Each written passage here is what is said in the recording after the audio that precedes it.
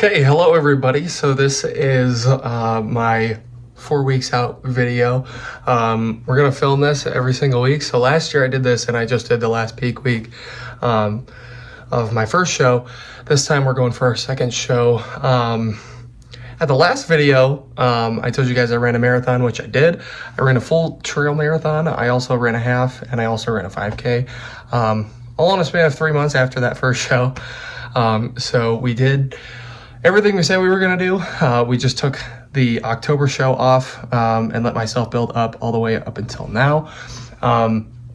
Currently, we are 4 weeks out, like I said, as the video tells you right now. So I'm gonna film everything throughout the weeks. So 4 weeks out into 3 weeks out, and I'll post every single Saturday as we get closer and closer. So this will be 4 weeks out, then 3, then 2, then 1, and then the actual show day. So it'll be pretty cool. You guys will come along for everything. Just like I did last year, we will film everything. I'll show you guys essentially what I eat, what goes into this whole thing, and kind of the day in the life of doing this while staying in school, because now I'm a grad student, working my job as well, which I have technically 3 of them right now, which is kind of crazy.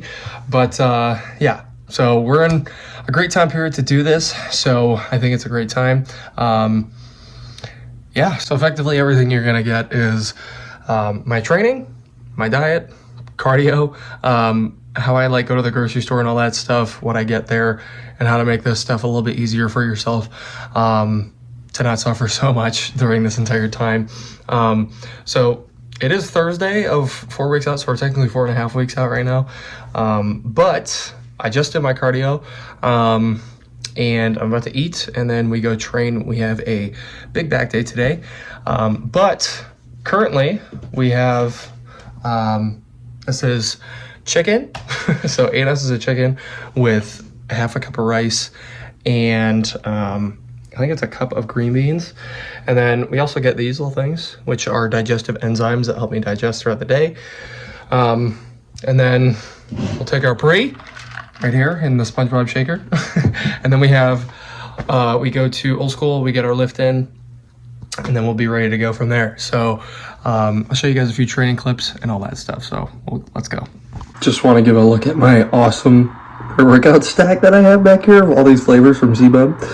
But today, we're going with Loaded Raz. Okay, Sour Punch from Rise. Let's go. Also, usually, this is a big thing for me. 200 milligrams of caffeine is like well more than enough for me. So I try to stay right at that range. This one has 400 in it, and I do a half scoop of this. Flavor is damn good on this thing. So it's kind of like a lifesaver throughout the day, especially if you're craving like the sweet things. Like pre-workout has very minimal calories. Usually it's like 5 or 15. Yeah, this one has 5 in it. So if you can get like something that's really sweet that you really like for your pre-workout flavors, and you're going through this whole entire thing, it's going to be a lifesaver for you, especially if you crave like the sweet things. Yeah, that, and also your protein too. Like I use Optimal Nutrition. You get this at Costco. It's like $60 for a 5-pound bag, and it's vanilla ice cream. Like, are you kidding me? So those are 2 things you're gonna have to like use. Obviously, if you don't have any dietary restrictions and whatever, but those are 2 things you're gonna have to use or should use for the prep. So having them as like really good flavors is gonna help you out in the long run. So word of advice for the day.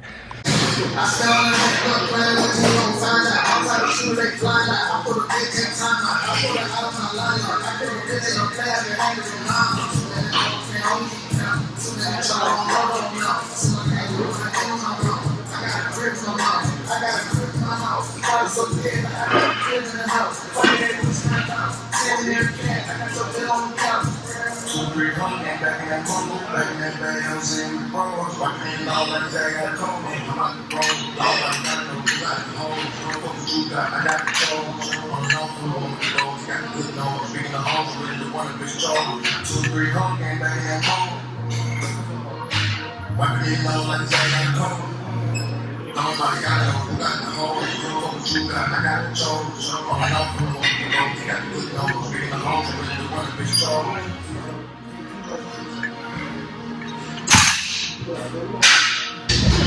right, so we're gonna do some close strip lat pull downs and lat pullovers as well. These ones I usually I do the heavier pulling movements in the beginning, and then these ones I'll kind of take lighter, get more reps, and full range of motion, full stretch for as many reps as I can, and then I'll go till failure and get those partials in for both movements. I superset these. Gets a really nice pump, and you're also getting the full range of motion, like I said. So this is set number 2 of this, and then 3 sets total, so let's go.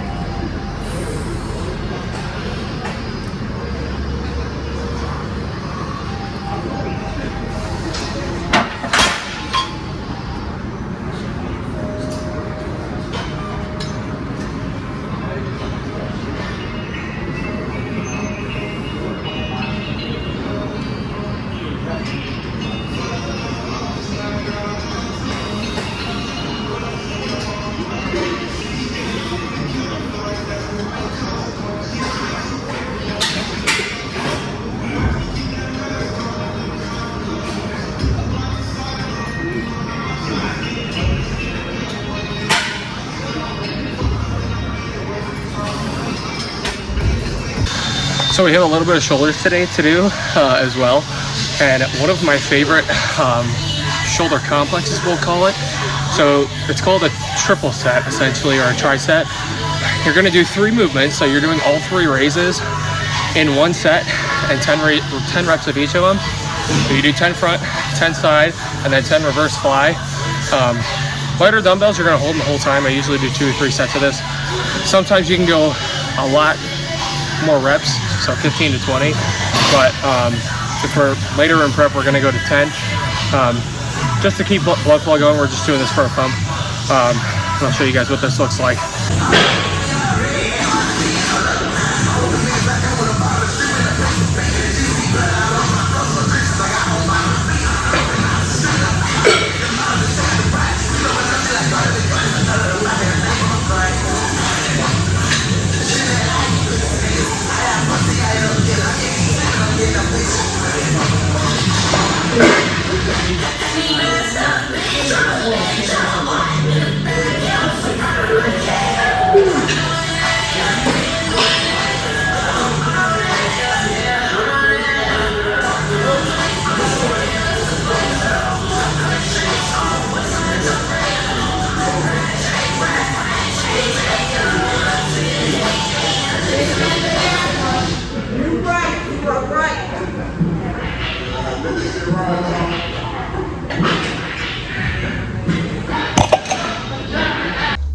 All right, so that is back day done.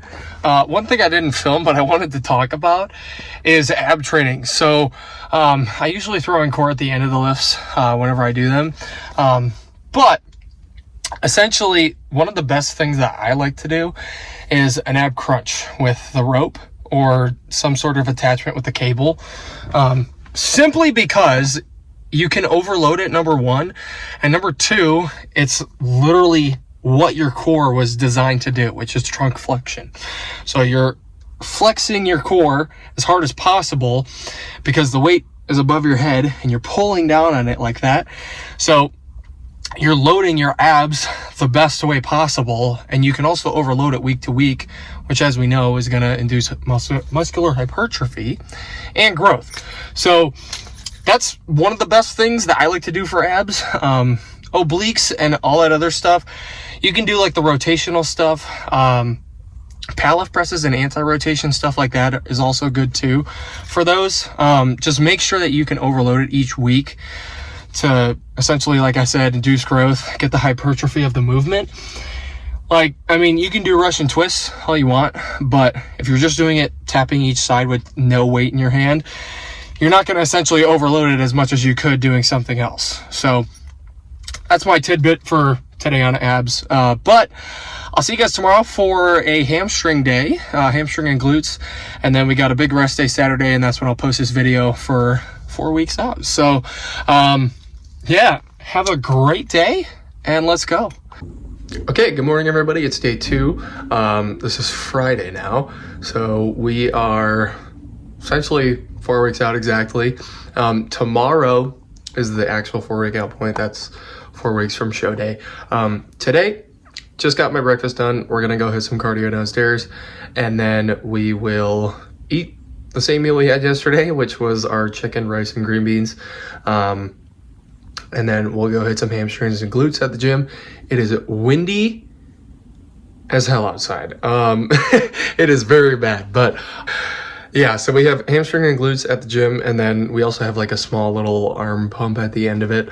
And one thing I like to do while I do cardio is actually hit the books. So I will usually either watch YouTube on my laptop, which is behind me on my bed right there, about something that I'm like really interested in, or I'm just learning the day of. So usually that's how I spend my 1 hour on cardio. But if not, then I just sit there and listen to music and just walk on the treadmill. I mean, it's pretty easy. But yeah, so we'll do the cardio and then come back and eat and then go to the gym. So let's go. Okay, cardio is done. We just had our meal, our chicken meal. One thing I do want to say is when you're doing this, so eating before training is okay if it's simple carbs. Even some complex carbs are okay, but essentially there's this thing called the redistribution of blood flow when you're training. So your muscles take up most of the blood supply, and normally when you're just sitting around and like doing nothing, a certain percent of blood flow goes to your organs so you can digest and everything can run smoothly. But when you resistance train or lift or exercise or do any sort of activity like that, your blood flow essentially redistributes, so it pulls from your stomach or all your organs down here. It takes some of the blood that isn't necessarily needed down there and it'll redistribute it into the muscles that are working.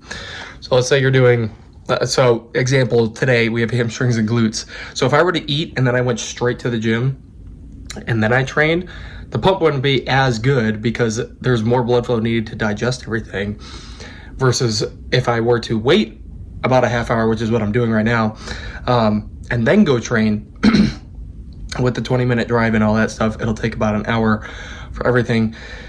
And then the regular blood flow that I would normally get to my hamstrings would be essentially back to normal. And that's essentially what we want for a good pump and for what we want to do for training. So just a little tidbit of advice for today. But yeah, we're going to go ahead to hamstrings and glutes and a little bit of arms, and then good to go for today. First things first, RDLs, superset with Bulgarians. So let's go.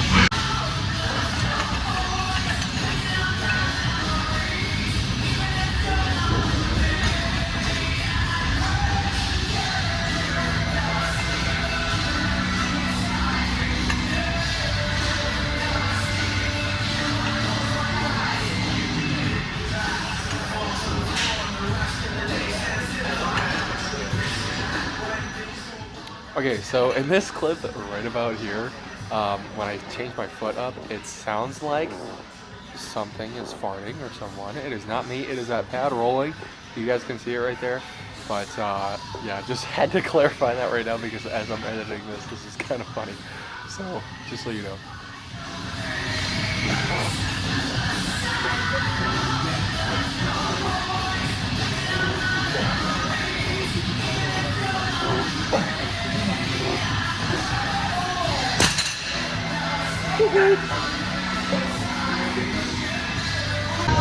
Okay, last thing, we got biceps. It's essentially, you do 20 reps on hammer curls and then 20 reps on regular curls. Full range of motion, full contraction, light dumbbells. And we're only doing 2 sets of this total. So that's a finish everything off. We just did tricep, same thing. Overhead extensions, and then rope push downs as well for those. And then we got elbow rollouts, a little bit of posing, and then we're done. Also repping the marathon shirt today. So let's go.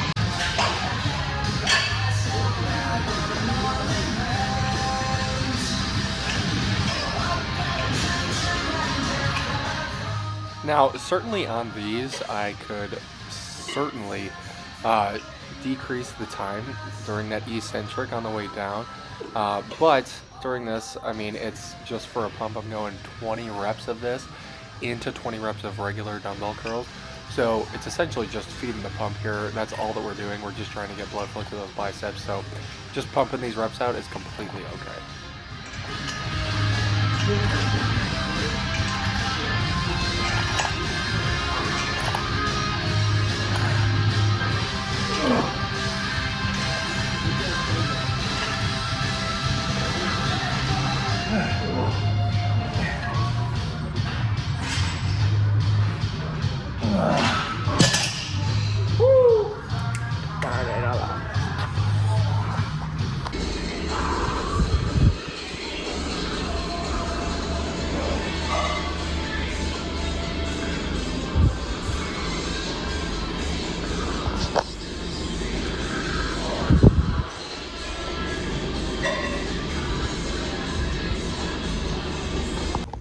Okay, so really quickly, we're about to meal prep. Looks like the wind took out the power because the stove clock is blinking, which is kind of cool. But really quickly, biggest thing again, crock pots as always. We always cook our beef in the crock pot. And then the thing that I changed was now I do my chicken outside on the Blackstone, which I will show you that. And then my green beans and my sweet potatoes I also do out there. So I'll show you guys that, and then I'll show you guys everything that's done. And I mean, this process takes me about an hour to do, including all the cooking and portioning and cleaning. So pretty cool. I have to do it twice a week. That's 2 hours out of my week that I just need to meal prep and get all the meals done. Okay, I have no idea how well you're gonna be able to hear me because of the wind, but we're out here on the Blackstone. Green beans and chicken are the only things on here right now, because I did sweet potatoes last time and had an excess, so we're gonna use the rest of that to finish up our meals for 4 days. And I'll show you this, what it looks like. So as you can see, green beans, chicken. This I marinated overnight in this bag. I cut these up, it's just chicken breasts, and then I throw whatever seasonings I want on it. Make sure it's all 0 calorie, okay? Nothing too crazy about that. And then we sometimes put a G. Hughes sauce on it. 5 calories per serving. So, and there's I think 100 calories in this whole bottle. Throw that all on there once it's cooked, and then good to go after that. So, finished product of chicken. Look at that. I mean, come on. Like, tell me you would not want to eat all of this for your meals. Like, that is gorgeous. Absolutely gorgeous. Now, part of the reason this works so well is because for seasoning the Blackstone, the way I do this is use avocado spray. So there's a trivial amount of fat that is pretty much negligible in here. The 4-second spray, I mean, like, you're gonna spray this for like about 2 or 3 seconds over the top of the grill. But you're gonna get probably maybe 1 to 2 grams of fat across the entire thing if you spray right. So this is perfect for it. It's, again, fat is negligible on here because it's very, very light. I think on the box, actually, it said that there was, for 2 seconds, it was maybe 2 grams of fat. But yeah, again, avocado spray, best way to do this and to keep it seasoned and nicely flavorful for you. And then chicken, obviously, we're good to go. Okay, so that is a wrap for today. You guys saw essentially everything I did today. Cardio, gym, eating throughout the day, and then also meal prep for the next 4 days, which is cool. And like I said, Blackstone is awesome because you get all the flavors from the grill that are like charred in there. And the avocado oil is literally negligible calories so long as you don't overspray on the Blackstone when you clean it. So I'm gonna have this last meal, which is sweet potatoes, chicken, and green beans. And then edit this video and post it out for you guys. So thank you guys for watching this first week. Tomorrow when this goes up, it'll be 4 weeks out. I might actually post it today. Who knows? We'll see. But yeah, thank you guys for watching, and I'll see you guys next week with another one. Take care.